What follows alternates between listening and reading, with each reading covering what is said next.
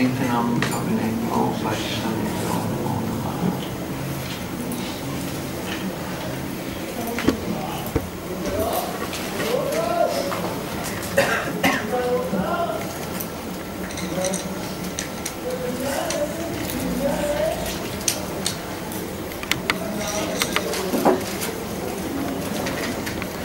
Why aren't, who can guess what I'm about to ask? I don't think anyone will be able to guess this one. Why aren't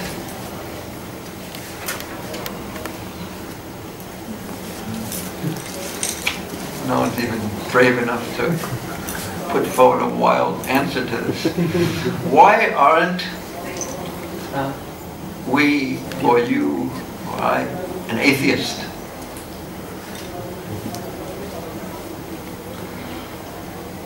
Why aren't you an atheist?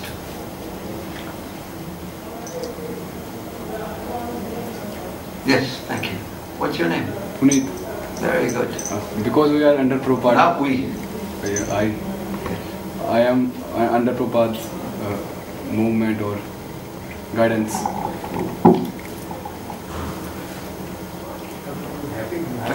No, this is a very interesting question.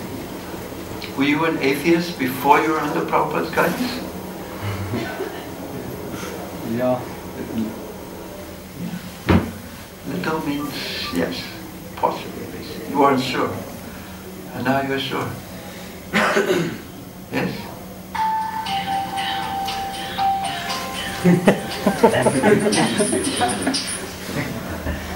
You have a cow ringtone, you can change that too.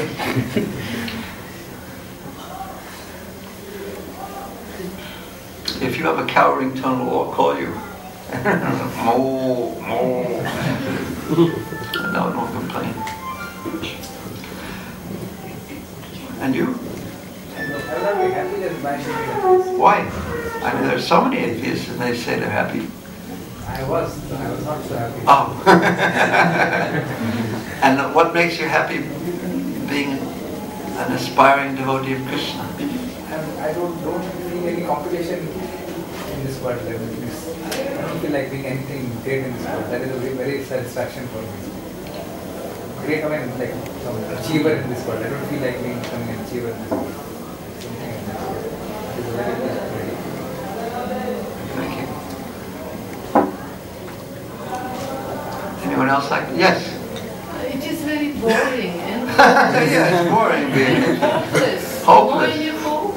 So why we are living then? If there is no hope, no any future. Yeah. No any bright future. No bright future. Okay, let me ask. Of course, there are many answers. Yes, this one, if we got really going, I bet it would take a long time for everyone to have their. Yes.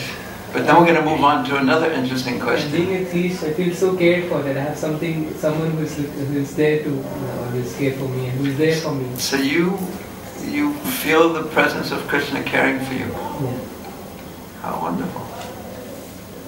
Now, how much, say, there's so many things that happen in life, every day, where there's so much anxiety.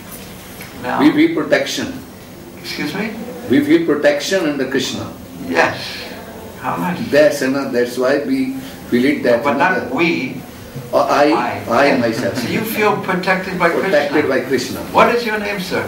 My name is Atma Krishna Das. Adam? Krishna Das. What's the first part? Atma Krishna Das. Atma Krishna Das. What a wonderful name. What does that mean in English? Can you translate it? I have never gone through this.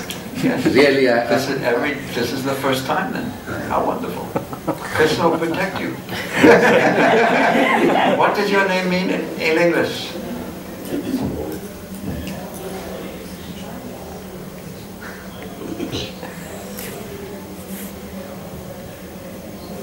In English we can say. What does it mean in Hindi then? I can explain in English also. Okay. Atma Krishna Das, that's I am Das, Krishna Das. Yeah. And the Atma part? Atma, that's my soul. your soul is Das, Krishna Das. Okay. My soul is Krishna Das. I am Krishna. I am Krishna Das. Yes. And also, that Krishna is the Atma of everything. Krishna is the Atma. He's even your Atma. Everybody is Paramatma, but he's also the soul of the universe. He's also the soul of all. He's the essential soul of all religion, and therefore he is called Dharmatma. Yes?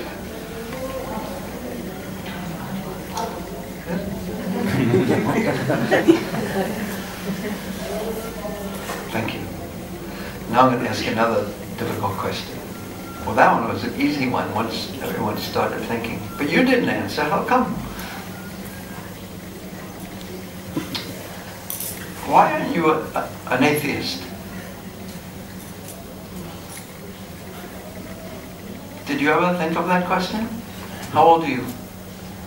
40. 40. Prahlad Maharaj thought of that question when he was in the womb of his mother.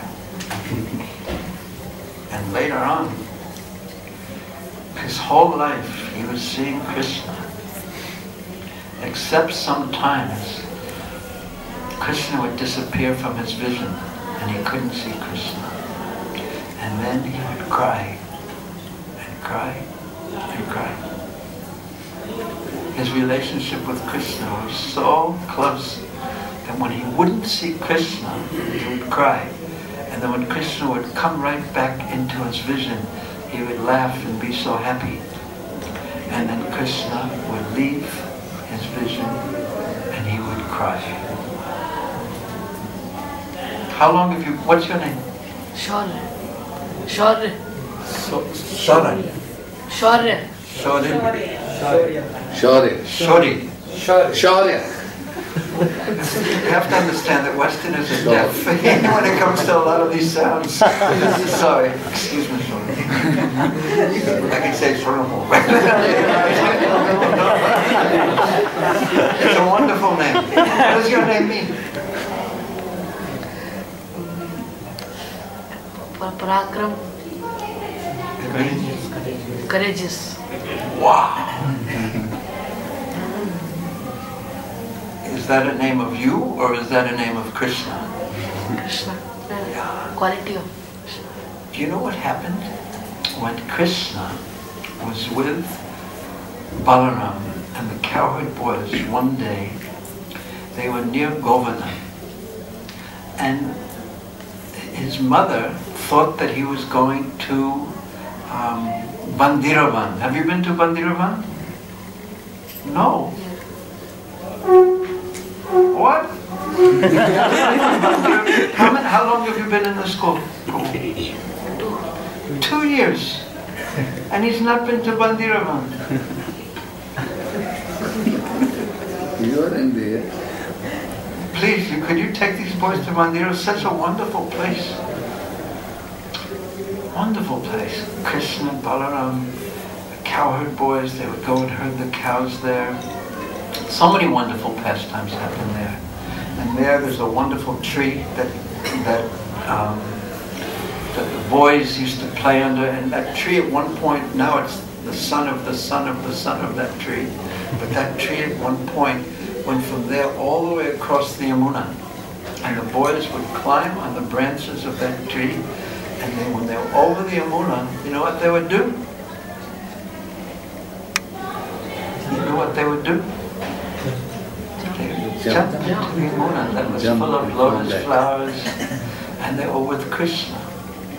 But one day Mother Yashoda thought that the boys were Krishna and the boys were going to Bandiravan, which is on the western side of the Yamuna, and she sent their lunch, Krishna's lunch there.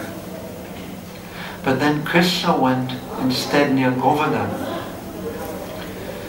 And the boys were afraid that Krishna was hungry. So they said, "Oh, Krishna, we are feeling so hungry. but actually they were thinking of Krishna's being hungry. But they were saying, we are feeling so hungry. And nearby there is a forest named Talavan. Have you been to Talavan?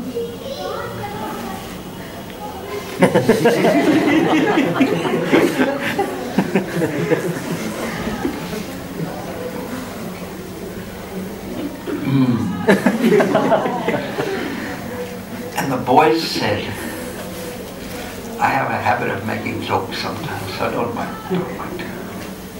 And the boys said, in that forest there are tal trees. Have you ever seen a tal tree? Have you ever tasted tal fruit? Have you ever tasted tal fruit? Yeah? You like? Yes. Anyway, and these fruits are ripe, and they are so fragrant, we can smell them from here. Oh Krishna, we are feeling so hungry. But there is one problem. In that forest, no person can enter because of one asura named Dhanukasura. And he's in the shape of a donkey. But a very powerful. He's so powerful. He's the most powerful of donkeys, and no one can go there to taste the fruit even though they fall on the ground. And he's so envious that he can't eat them because he's an ass, a donkey. But he won't let anyone else eat them either. And he's so powerful. He's a Rakshasa. And he eats people too. And we are so hungry. And that fruit is so fragrant. But we cannot go there because of the powerful ass demon. And when Krishna and Balaram heard that the powerful demon was a donkey, they just began to laugh. Powerful demon, donkey. We cannot go there because there's a powerful demon, a donkey, Balaram. And they just began to laugh. Now up until this time, Krishna had killed, because this takes place in the 15th chapter of the 10th canto. Up to this time, Krishna had killed so many demons. Putana, Trinavan, so many demons he had killed. He had killed Bakasura, Vatsasura. But up to this time, Balaram had not even killed one demon. So Krishna thought, let Balaram have a chance for this one. So they all walked to the Talavan forest, and Balaram walked first.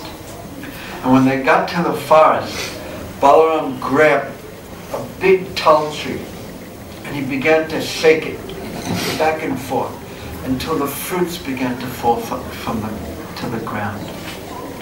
And now that demon, Dhanukasura, understood that this was a challenge, and he became angry. So he rushed into that forest of Talavan, and he saw Balaram there, and he turned his back on Balaram, which is itself very insulting, and also, one doesn't want to insult Balaram. And then he began to kick Balaram with his hind legs, because that's the way that they're powerful, the hind legs. Powerful, donkey. Compared to Krishna, Balaram. So he began to kick Balaram. And Balaram didn't even experience anything, he didn't move. And then he began to try to kick him again. And then with his left hand, Balaram, as he was kicking, because they go up on their front legs, and have you seen that? In Vrindavan, have you seen that? And they kick with their back legs. So Balaram, with his left hand, he grabbed this Dhanukasura back legs and began swinging him around and around and threw him into a tal tree. He was so courageous. Yes? Why aren't we impersonalists? Why aren't you an impersonalist, the absolutist?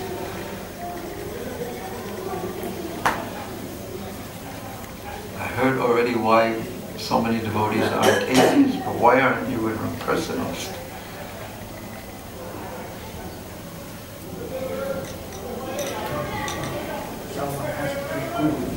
Huh? Someone has to be guru. It's true. Because we have to learn. But why aren't we impersonalists? Why aren't, think about that. Why aren't you an impersonalist?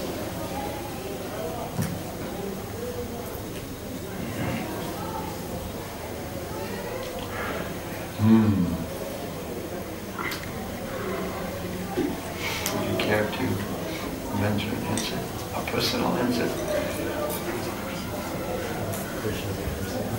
Yeah, because Krishna's a person. That's the best answer. We can't have a relationship with him. If we're impersonalist and he's a person, it's like ignoring him or insulting him. He's there and he wants to have a relationship with us, and we don't. We say you don't have any eyes, you don't have any ears, you don't have any personality, you don't have any nature. So we're not atheists, we're not impersonalists, but we are aspiring to become Vaishnava personalists, devotees, who have an awakened relationship with Krishna. And the residents of Vrindavan, their relationship with Krishna is so awakened that they love Krishna and can't think of anything other than Krishna. And the last demon that Krishna killed in his wonderful way was Kesi.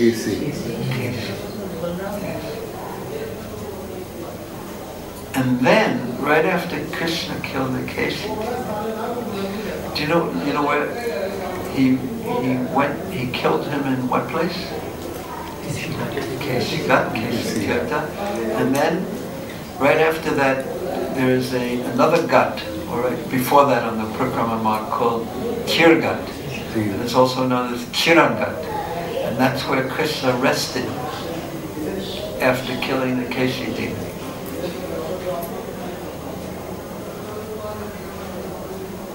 And then after that,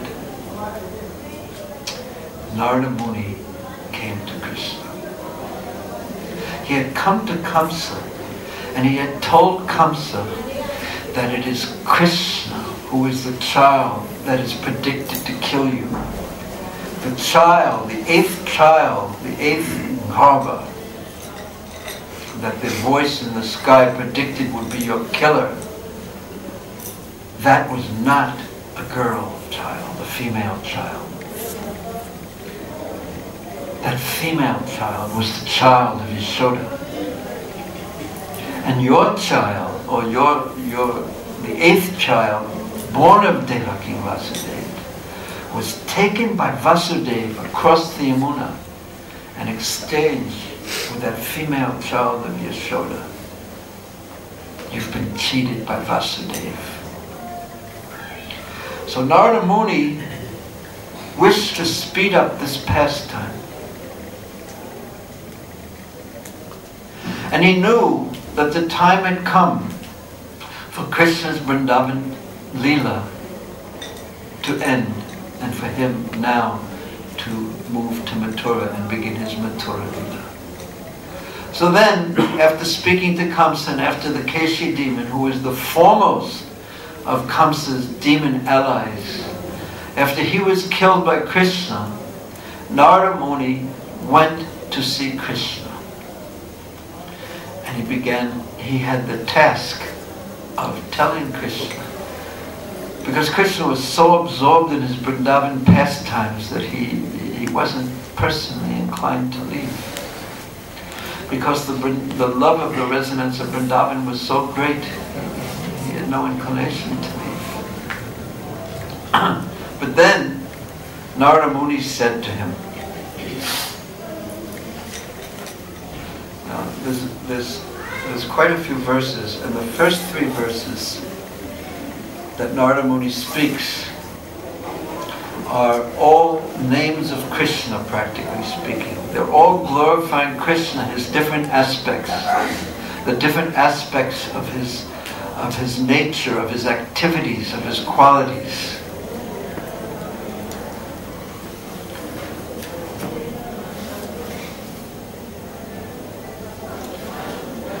The first 3 verses describe Krishna's nature and his qualities, and then Srila Vishwanath Chakravarti Thakur and other devotees, they have strung these verses together, the names of Krishna rather, together to explain different meanings, hidden meanings behind what Narada Muni is saying. And we'll talk about that in a few moments. But he says, Krishna Krishna Prameyatma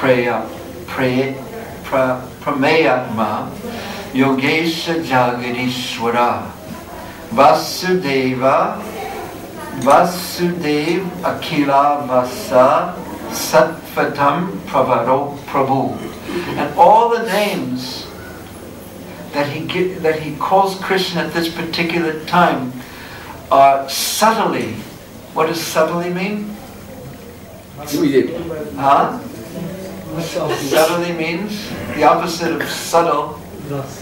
Gross or very, very obvious, but very subtle and indirect ways.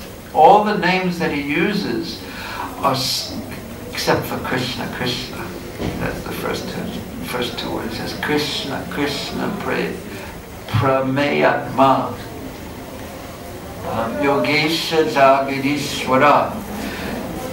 All the names are subtly hints to Krishna that now it is the time for you to begin your Mathura Leela. So that's the beginning. Krishna, Krishna, Prameyatma, Yogesha Jagadishwara. You remember that yet? Do you have it yet? Yogesha. Not Yogeshwara, but Yoga Isha. Well, same thing almost. Yeah. Do you all have that memorized yet? Yes? Yes? Yes? No.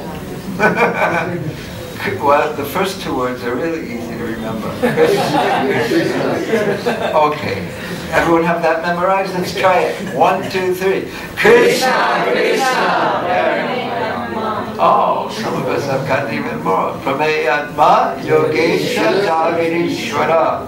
It really is just such nice poetry. So he says, I'll just read the first 2 verses, and then we'll read the comment of Vishwanath Chakravarti Thakur. Oh Krishna, Krishna, unlimited Lord, source of all mystic power, Lord of the universe. So these are all, we would call these secondary names of Krishna, not his primary names, where his primary names are the names in relationship with his devotees more. Well, most of these are secondary names that have to do with him being the creator of the universe, etc. O Vasudeva, shelter of all beings. And he calls them Sattvatam Pravara Prabhu. Sattvatam means the Yadu dynasty. Pravara means the best. So you are the best of the members of the Yadu dynasty. O Prabhu, O Master, you are the supreme soul of all created beings. This isn't how the residents of Vrindavan exactly call Krishna. But they know these things. They're aware of his position as the Supreme Lord. But they don't think of him in that way because their experience of Krishna is his sweetness and the sweetness of their relationship with Krishna. O Master, you are the Supreme Soul of all created beings, sitting unseen within the cave of the heart, like the fire, dormant, sleeping within, kindling wood. Fire is there, but you can't see it within the wood. And it takes a certain process to make the fire come from wood. So similarly, you are in the hearts of all living beings. You are the witness within everyone.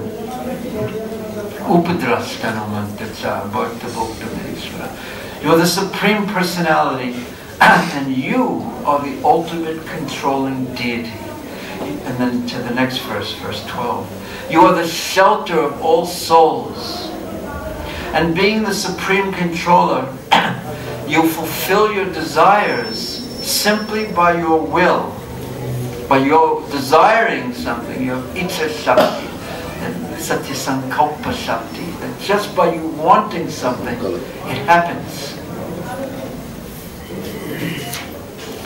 By your personal creative potency, you manifested in the beginning the primal modes of material nature. At the beginning of creation, as described in the 3rd canto of the Bhagavatam, there's the pradhan. By the glance of Krishna, changes into Prakriti, and then the modes of material nature and false ego acts in conjunction with each of the 3 modes of material nature.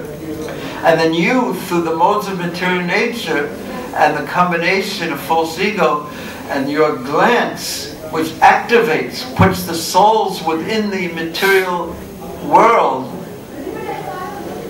and therefore you're the Paramatma of everything. Then you, through this, you create, maintain, and destroy the entire universe. So Krishna, this cowherd boy, who is herding the cows in Vrindavan and laughing when his friends tell him that Dhanukasura is so powerful, a donkey, and playing with his friends.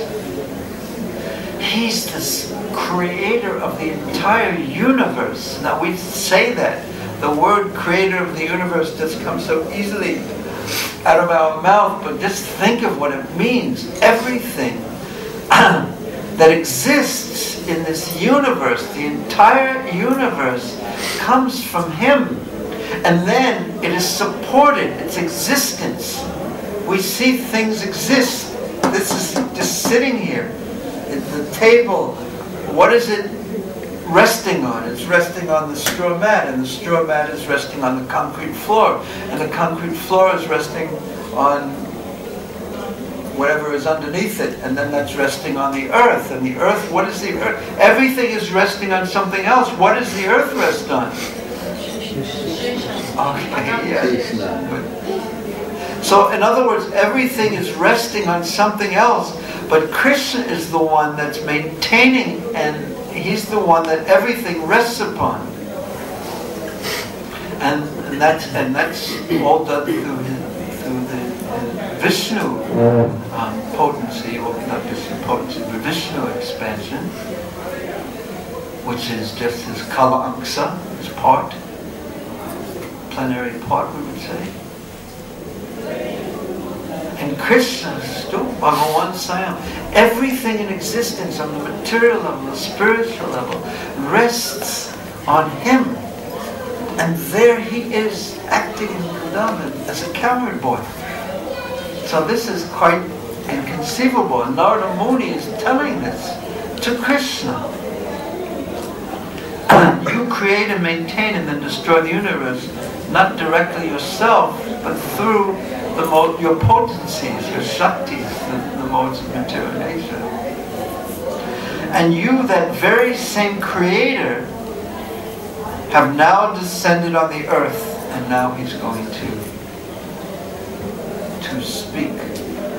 He's trying to pull Krishna out of the mood of his loving relationship with the residents of Vrindavan. Now, this is a very difficult task, and one that, who would want to do this? He's pulling Krishna out of the loving relationship with his residents of Vrindavan and reminding him of the duties that he has come to perform, to annihilate the Daitya, Pramata, and Raksha demons who are posing as kings, and also Pritranaya Sadhunam, to protect the godly. Now, we've heard so many of the different names that Narada Muni has called Krishna, and they all are very purposeful. They have a purpose. Now listen to what Vishwanath Chakravarti Thakur has taken taken these names and put a thread through them and made a garland of very sweet meaning. Would you like to hear it? I thought so. First he says, what are the first two words? Very good. Everyone gets 100%. And passes completely. Class dismissed. Passed. Narada called out Krishna's names how many times? Twice. Out of great bliss, while thinking himself as just a semblance of a devotee who praises the Lord by the sankirtan of his holy name, of his names. What does semblance mean? Shadow. Yeah. More looks like, yeah. There's Chaya and Abbas. So Abbas is the semblance and Chaya is shadow. So it means the shadow has a resemblance. It's like the real object. Or the reflection. Like if we look in the glass, can you see any reflection in the glass here? What do you see? What do you see? In the reflection of the glass? A clock. Is it the real clock? No. It's this. That's what a semblance is. It's like the clock, but it doesn't have the full substance that a clock has. Image, yes. You can say it, image. But it's semblance. It's like it. It resembles it. Resemblance. But it doesn't have the full power, the potency, the substance. So he's thinking himself, Narada Muni, who is he's Krishna's Bhakti Shakti, is thinking himself just a semblance of a devotee, resembles on the outside a devotee, but doesn't have the real substance of a devotee, who's praising the Lord by the sankirtan of his holy names, and yet he's calling out Krishna's name twice, Krishna, Krishna, out of great bliss. Now, how could it be that Narada Muni is only thinking of himself just as a semblance, resembling a devotee, but not really a devotee? We could ask that question. How could Narada Muni be thinking like that? And then we could also ask the question, well then how could I be thinking of myself as a devotee? How long have you been a devotee, Prabhu? Well, for 20 years, 2 years, 5 years, 50 years. Yeah. So how could it be that Narada Muni thinks himself the semblance of a devotee? I won't ask you to answer the question, why is it that I think myself a devotee? Well, you can, if you want, you can ask yourself that question. But how could Narada Muni be thinking of himself the semblance of a devotee? What does it mean to really be a devotee? And why is it that this kind of humility is so much a part of being an exalted devotee like Narada Muni, and pride, false pride, is so much a part of being a baby devotee. So why is humility so much of a part? So much so that Srila Sanatana Goswami says that humility and prema are the same.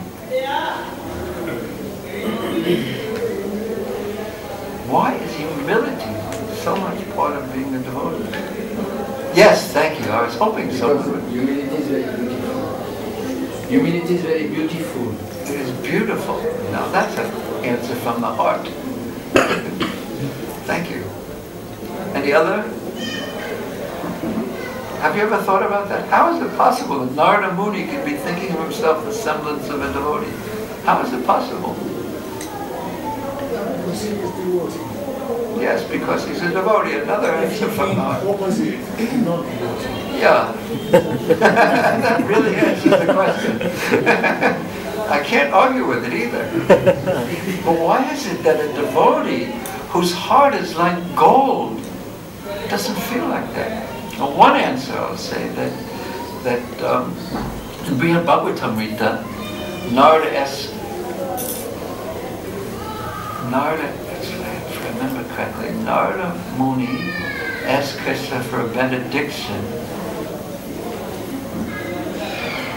that no matter how much bhakti a devotee has, no, I can't remember, yeah. He asked the benediction that the devotee will never be satisfied with hearing your glories and hearing your holy name. Yes, but that's not what I was talking about. He actually said something like how much ever a devotee has, he would never, devotion, he would feel that it's not enough. He would never be satiated, feel that I've had enough, like sweet rice, there's only so much you can eat, but devotional service isn't like that. And then Krishna answers, why is Narada Muni asking this for this? And then he said, yes, I like your ringtone anyway.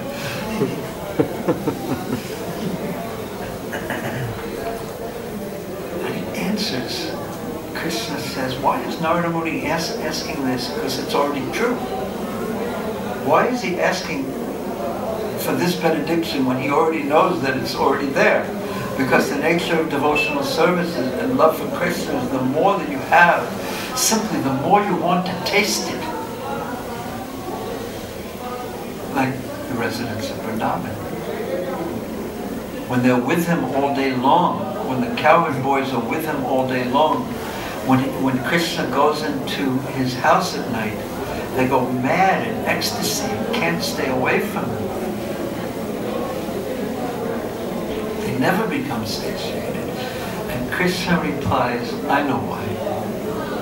He's asking me this question just because he wants me to speak the glories of my devotional service. And then Krishna speaks about the glories of his devotional service. But why is it? Oh, we're so fortunate because your ringtone meant that it's time to go see the deities. But think about that. What is it in devotional service? The most clear, golden heart of a devotee, he will feel himself lower than the straw in the street. Why is that? How is that possible? Is it imagined? He sees so many faults that aren't there? Or he's seeing such subtle things in himself? What is it in the heart of a devotee that makes him feel so humble?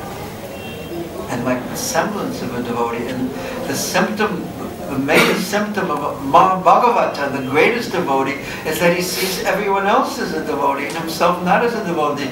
And even Srimati Radharani, she will recommend, as Prabhupada explained it in one lecture in London, when you have a flower to offer, you place it in the hand of Srimati Radharani, don't give it to Krishna directly. And then Srimati Radharani will say, oh, your devotee has brought a flower for you, and he's much better devotee than me. You please accept it. And if you have the recommendation of Srimati Radharani, then everything is successful, Prabhupada explained. So Srimati Radharani is thinking, oh, how is that possible? Ladini Shakti. So with that question we shall end, and tomorrow we will open with that question, and you will, I hope that you will have all thought about it and give me some very thoughtful answers. Srimad Bhagavatam ki Jai.